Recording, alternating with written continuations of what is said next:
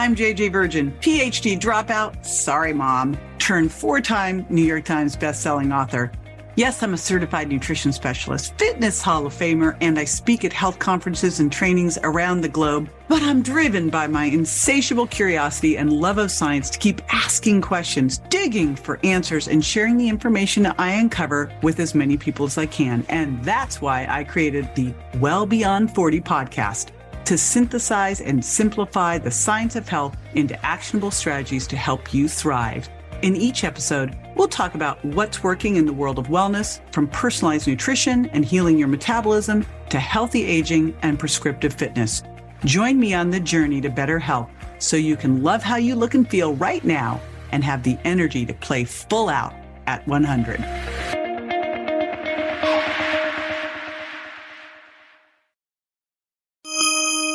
So I still remember in high school when the football players did a little spoof on the cheerleaders and they dressed up as them. I'm not sure if that would play well today. But then all I could think about was like, wow, look at their legs. I wish my legs looked like that. That is so not fair. Because the deal was they were so lean and toned and defined. And so what I did with that information is I started working out in the boys' gym, doing weights. Because back then, there wasn't any weight training place for girls. So at 16, I was literally training with the bros, doing leg presses and squats. Now, back then, and sadly still today, my friends were afraid that lifting weights would make them bigger. But the reality is just the opposite. For us women, muscle are metabolic spanks. They literally hold everything in tighter while lighting a fat-burning fire under your metabolism. Now, over the years, I've refined my leg workout to get even better results. And the great news is you don't have to go to the gym to do these. And some of these will probably surprise you. So before I get into the actual exercises, it's coming, I want you to understand your anatomy first. So let's talk first about your thighs. You have your quad. So we have your rectus femoris, one muscle of the 4 quads. And then we have 3 of the vastus group. And the vastus group, we have a middle and one on either side. So that's the first part of it. And then we have adductors through the inner thighs. The way you remember is add, pull it together, and abductors on the outer thighs, push it out. Okay, so that's the thighs. Then we have our legs, we have our calves, and we have 2 calf muscles, the gastrocnemius and the soleus. Now, the soleus works, and it's our type 1 slow twitchy fiber. It works when your knees are, if you bend your knees, you flex them up, that's just your soleus. Your gastroc does all sorts of stuff. It can help you jump. So it's extending the thigh. It's a lot of explosive, fast twitch movement. You also have your anterior tibialis down the front of your legs, but we don't really work much on those. So calf muscles. Then back of your legs, we have your hamstrings that help flex your knee and also extend your hip. And then, of course, we have your glutes. The big one, you've heard of the glute maximus, and then the medius works with the abduction and rotating out. Okay, had to get that out of the way. Let's now get them working. And it's going to start with the way that you can do a squat. So you never sacrifice form to go heavier because that's how you get injured. And as you're first starting, you want to make sure that you're really focusing on form. A basic squat is going to be where your knees are going to go over your toes. You're going to keep your chest up. So a great way to start with a squat is to put your hands up here to keep lifting up your elbows or bring your arms all the way up. But when you're sitting down, you want to sit back as if you're sitting into a chair, right? So notice I'm not tipping forward. I'm not lifting up my heels because we want that ankle mobility here too. And then you're going to come back up again. Ideally, you're coming down so that your hips are level with your knees and you're taking your thighs parallel to the ground. So that's just a simple way to start with it. Again, I can do it with my hands here. I can do it with my hands here. I'm not using any weight to start. And when I teach someone to do this, we start with no weight to begin with. And if you're uncomfortable with it, one of the things that you can do is use a TRX. The different ways that you can hold weights here. You can have a barbell across the front that you would put right here. You can have a barbell across your back. You can put on your back. You can hold a dumbbell. This is called a goblet squat. Or you can just hold 2 dumbbells and do this. And again, these dumbbells could also just go on your shoulders. So there are a variety of different ways that you can do this. And again, the most important thing is you're doing it with good form. Now, if you are coming out of an injury or you need some extra support, I'm going to show you 2 ways you can modify this. The first one is a ball wall squat. Now, what I've done here, I've got a ball. I'm putting it into the small of my back. I've got my feet shoulder width apart and slightly in front of me to take some of the pressure off my back. I'm leaning back against the ball. If you hit the ball, I'd fall back against the wall.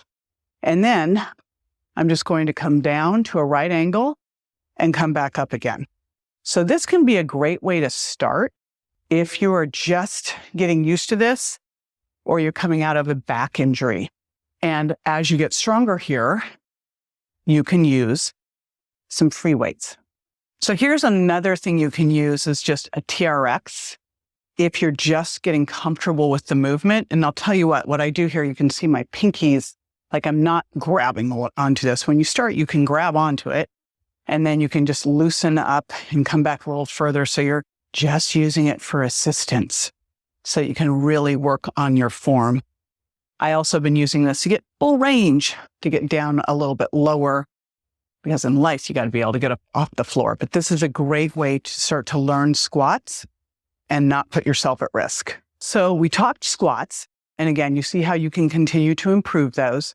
The next one are lunges. I still remember the first time I was taken to the gym by a bodybuilder and he had me do lunges and I couldn't walk for a week. So note to you, start these out easy. And there are some variations that can make it more simple for you if you do have a knee injury.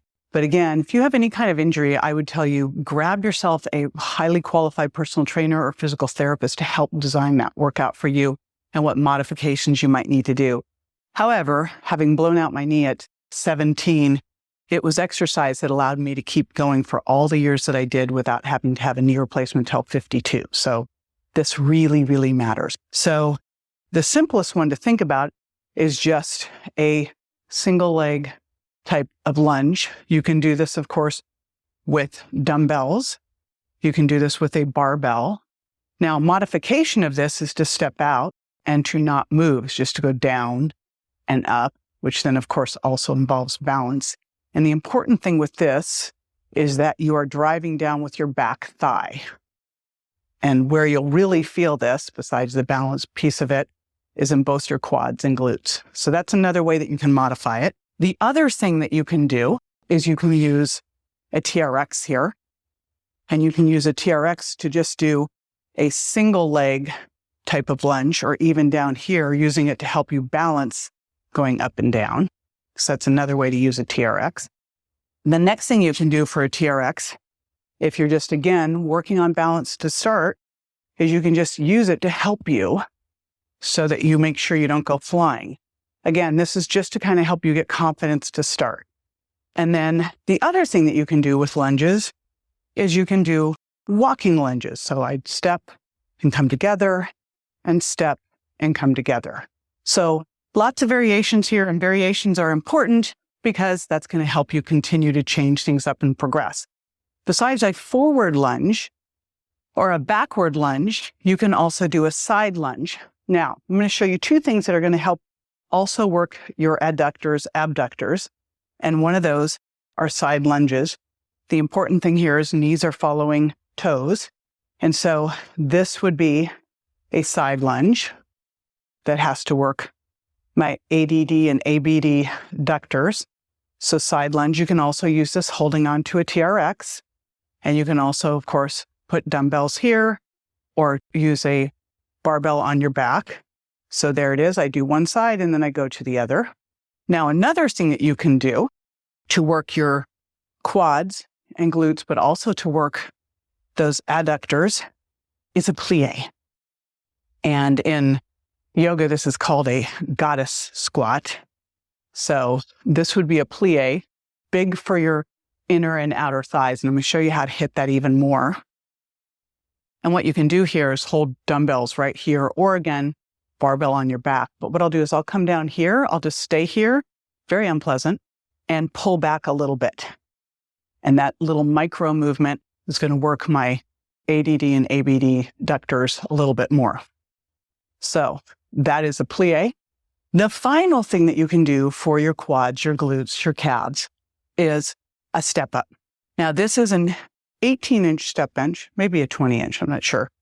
The important thing is for your step bench is that it's stable and that you do not break a right angle at your knee and your hip. So for me, it's 6 feet tall. I can do this high of a bench. It might be better for you to be at a 12-inch or an 18-inch. And what you're going to do with it is you're going to step up, tap, step down, tap. What you're noticing here is that I'm staying on my left leg the whole time until it gets fatigued. The other thing you can do is up and lift a leg. So that's another option to make it harder. And same thing here, you can hold dumbbells. So super easy to do, very functional. In life, we have to step up on things. So this is another one and also incorporates some balance. So this is fantastic. Now we're going to talk hamstrings. And, I would pick one of these. If you got more time, you can do two. And the big things that are going to work these are hip hinges and deadlifts. So I'm going to show you a couple different ways you can do this. One thing that I've always loved is something called a stiff leg deadlift. You'll see people deadlifting and they come down, they bend their knees, and then they come up. Then there's another way to do a deadlift where your knees just stay slightly bent the whole time. So they're not locked out, but they're not real bent. And what you do is you keep weights and you run them down the front of your body to only as far as you can, keeping your back extended. So if I went any further, I'd have to do this. So I can only go to here. My legs stay pretty extended. And then I stand up and my glutes and hamstrings are pulling me up. And then right here in my hands, I'm holding either a barbell or free weights. The next thing that you can do for hamstring is something called hip hinging. The important thing with hip hinging is that you are focused on a right angle at your knee. You're going to drop your hips down and then you lift your hips up as high as you can, fully extend. I like to do this with a slight turnout of my feet with my knees following my feet so I can work more of my gluteus medius as well. And I'm dropping down and again, coming up. So big glute hamstring exercise here. And the way you can make this harder is to throw a barbell right here or hold a dumbbell right here. And that's how you can increase the intensity of this, but you really want to get up here and squeeze. Now, there's another way you can do this using the ball. And there's a multitude of ways you can make this harder for yourself. And what's cool here is you can see how you can have an exercise ball at home and do a variety of easy exercises. Now, the first way you can do this is the easiest way, and that is just putting your feet on the ball and lifting your hips up. However, if you really want to pull in your hamstrings and glutes, this makes it a lot harder, and that is coming all the way to a bent knee and down. So this is my preferred way to do this. Once you get really strong, the way you can continue to challenge yourself with this is to have one leg come up, and you do a single leg. And you can see how you can continue to progress by putting more body weight over it simply by bringing a leg up. How to use a little power to do one more type of squat. And when you do this, you use about 40% of the weight you would do when you're regularly weight training. But this is another way that we can do a squat and throw in a little bit of explosive power too. Now, you can include these exercises in your resistance training plan. But if you're watching all this and go, I have no clue where to start, JJ, I gotcha. I created an 8-week plan for women that you can download for free at jjvirgin.com/power. And basically, it's a free guide with my favorite home gym essentials, a quick start workout plan, and a handy progress tracker so you can watch all of the amazing changes that go through your body, like getting stronger and getting more defined over time. Okay, now, of course, part of this, you want to get stronger, you want to get fitter, and you want to get leaner too. So check out the next video on how to get leaner and drop some body fat fast. Be sure to join me next time for more tools, tips, and techniques you can incorporate into everyday life to ensure you look and feel great, and more importantly, that you're built to last. And check me out on Instagram, Facebook, YouTube, and my website, jjvirgin.com. And make sure to follow my podcast so you don't miss a single episode at subscribetojj.com. See you next time.